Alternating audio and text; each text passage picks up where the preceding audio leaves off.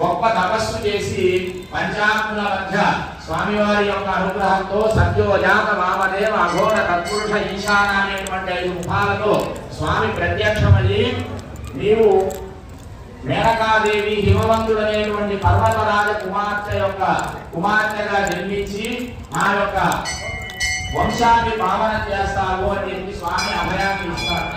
ఆమె వివాహం అయిపోయిన తర్వాత ఆయన ఎప్పుడు మనసుకొండలో ఉంటాడు, బూడిద పూసుకుని స్వామి ఎప్పుడు కూడా ధ్యానంలో ఉంటాడు. ఈయన ఎప్పుడు ధ్యానం చేస్తూనే ఉంటాడు. దాన్ని పట్టించుకోవడానికి ఆ యొక్క తల్లి పాదాల చంద్ర దగ్గరికి వెళ్ళి అడుగుతుంది స్వామి వారిని, స్వామి మీరు ఎవరిని కొలుస్తారు అని అంటే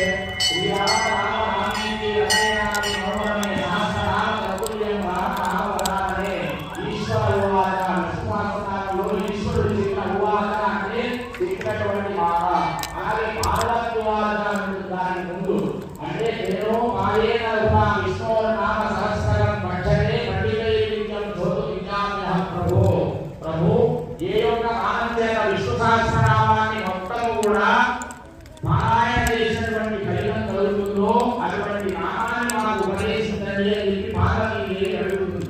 అడిగిన తర్వాత ఆయన ఈశ్వరుడు చెప్పాడు, శ్రీరామ రామ నామేతి అనే నామే మనోరమే సహస్రనామ తత్తుల్యం రామ రామ వరాననే చెప్పాడు. అంటే ఈ శ్లోకాన్ని ఎవరైతే 3 సార్లు పఠిస్తారో వారికి 1000 సార్లు రామనామాన్ని చెప్పినటువంటి ఫలితం కలుగుతుంది అని చెప్పి విష్ణు సహస్రనామం చివరిలో మనకి